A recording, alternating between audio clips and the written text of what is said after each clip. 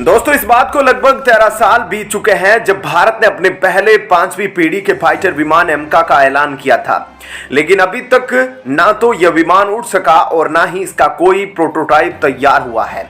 जबकि हम देख सकते हैं कि कैसे एक के बाद एक करके दुनिया में ऐसे कई देश हैं जिनके जनरेशन प्रोग्राम भारत के बाद शुरू हुए थे, वे भी अपने प्रोटोटाइप को रोल आउट कर रहे हैं, जबकि भारत काफी पीछे रह गया। लेकिन अब भारत के 13 सालों का इंतजार खत्म हो गया है। ऐसे में क्या है पूरी खबर और क्या कुछ हुआ है, इस बारे में अब आपको थोड़ा डिटेल में बताते हैं।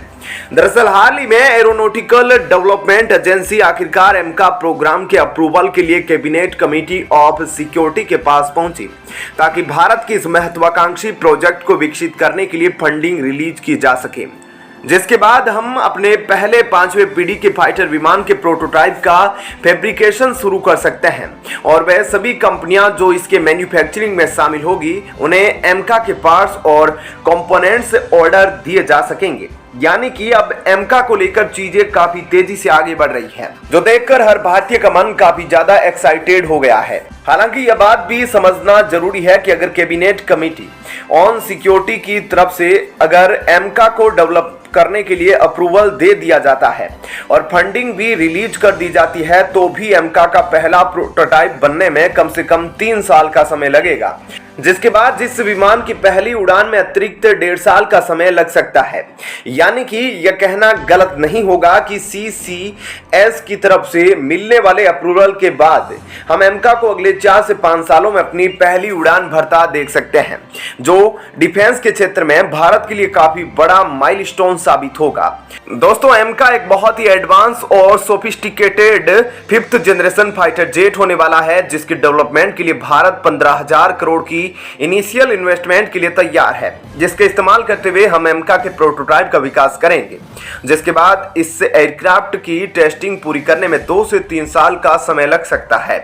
यानी कि हम इस एयरक्राफ्ट को साल 2030 या 32 के आसपास मास प्रोडक्शन में एंटर करता देख सकते हैं। और क्योंकि भारतीय वायुसेना ने यह बात पहले ही क्लियर कर दी है कि वह मार्क 1 और मार्क 2 कॉन्फ़िगरेशन में कम से कम 125 एमका की खरीद करने वाली है, इसलिए इस प्रोग्राम को लेकर HAL और ADA काफी कॉन्फिडेंट नजर आ रहा है। साथ ही भारत जहां एक तरफ एमका मार्क 1 को एक 5th जनरेशन एयरक्राफ्ट के तौर पर विकसित करेगा, तो वहीं पर हमारा मार्क 2 एक इंडिजिनस इंजन और 6th जनरेशन टेक्नोलॉजी के साथ भी लेस होगा, जो इसे इस रीजन में सबसे एडवांस एयरक्राफ्ट बना देगा। कुल मिलाकर समझने की जरूरत करे तो अब यह देखना काफी इंटरेस्टिंग होगा कि ADA की तरह से एमका प्रोग्राम के अप्रूवल मांगने के बाद अब कितने समय में CCS की तरफ से इस प्रोग्राम की ऑफिशियल अप्रूवल दी जाती है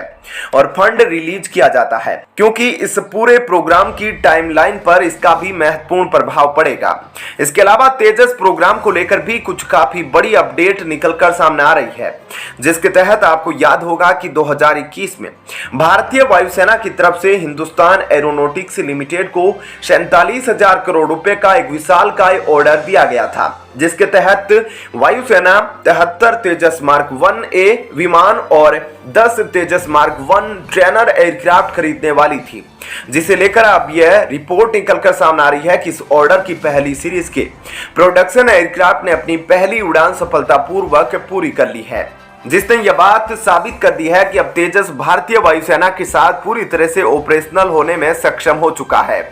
जिसे भारत बड़े पैमाने पर अब एक्सपोर्ट भी कर सकता है, जो कि भारत के लिए एक बड़ी खुशखबरी की बात है। तो दोस्तों, ऐसे में इस खबर के बारे में आपकी क्या राय है, हमें कमेंट करके जरूर बताइएगा। चलिए अब जानते हैं एक और बड़ी खबर। दोस्तों, यूनाइटेड नेशन में भारत एक काफी रिस्पेक्टेड और ताकतवर सदस्य देश के तौर पर काम करता है, लेकिन भारत की बढ़ती क्षमता और बदलते वैश्विक करों की वजह से संयुक्त राष्ट्र सुरक्षा परिषद की सदस्यता पर भारत ने अपना क्लेम किया, जिसे लेकर आज भी चीजें कुछ ज्यादा तेजी से आगे नहीं बढ़ती दिखाई दे रही है। लेकिन इसी बीच भारत ने संयुक्त राष्ट्र की एक ऐसी डिवीजन में अपनी पकड़ बना ली है जो पूरी दुनिया में डाटा और स्टैटिस्टिक्स के लिए जिम्मेदार है। सबसे बड़ी बात तो यह है कि यूनाइटेड नेशन की इस बॉडी में काम करने के लिए भारत ने चीन, यूएई और साउथ कोरिया जैसे देशों को पीछे कर दिया। और हैरानी की बात तो यह है कि यूनाइटेड नेशन की इस डिवीजन को लेकर मेजॉरिटी देशों ने एक तरफा भारत को ही वोट दिया, जो काफी बड़ी बात है। साथ ही संयुक्त राष्ट्र के इस डिवीजन में सीट हासिल करने के बाद भारत यूनाइटेड नेशन में अपनी पकड़ और भी ज्यादा मजबूत कर सकता है, जिसका असर हमें आने वाले समय में ग्लोबल इंटरेस्ट हासिल करने में भी मिलेगा। अब आपको इस खबर के बारे में थोड़ा विस्तार से बताते हैं कि यूनाइटेड नेशन की आखिर वह कौन सी डिवीजन है जिसमें भारत को सभी देशों ने एक तरफा चुना और यहां तक कि भारत के सामने चीन, साउथ कोरिया और यूएई जैसे देशों को भी हार का सामना करना पड़ा। दरअसल दोस्तों हम बात कर रहे हैं यूनाइटेड नेशन स्टैटिस्टिकल कमीशन की, जो पूरी दुनिया में स्टैटिस्टिक्स और डाटा का सबसे बड़ा हाईएस्ट ऑर्गेनाइजेशन है, जहां पर पूरी दुनिया से जुड़े काफी सारे डेटा और स्टैटिस्टिक्स को न सिर्फ बनाया जाता है बल्कि डाटा के कंसेप्ट को भी डेवलप किया जाता है। यानी कि इस डिवीजन में पूरी दुनिया से जुड़े हुए डाटा का भंडार है, जहां भारत को सीट मिल चुकी है, जो स्टैटिस्टिकल और डाटा टेक्नोलॉजी के मामले में भारत की क्षमता और एक्सीलेंस का प्रमाण माना जा सकता है। वहीं पर इस कामयाबी को हासिल करने के बाद खुद भारत के विदेश मंत्री डॉक्टर एस जयशंकर ने ट्वीट करके सभी को भारत की इस बड़ी कामयाबी की जानकारी दी। साथ ही उन्होंने खुलकर इंडिया को कांग्रेचुलेट भी किया और साथ ही स्टैटिस्टिकल कमीशन की सीट हासिल करने के लिए जो इलेक्शन कराया गया उसमें भारत को 56 में से 46 वोट मिले थे, जबकि चीन को सिर्फ 19 और कोरिया को 23 और यूएई को सिर्फ 15 वोट मिले। यानी कि भारत ने इन सभी देशों के मुकाबले लगभग चौगुने वोट हासिल किए, जिसके बाद भारत को यूएन स्टैटिस्टिकल की कमान अगले 4 सालों तक के लिए मिली है, जिसकी शुरुआत 1 जनवरी 2024 को होगी। मतलब भारत का टर्म 1 जनवरी 2028 तक चलेगा।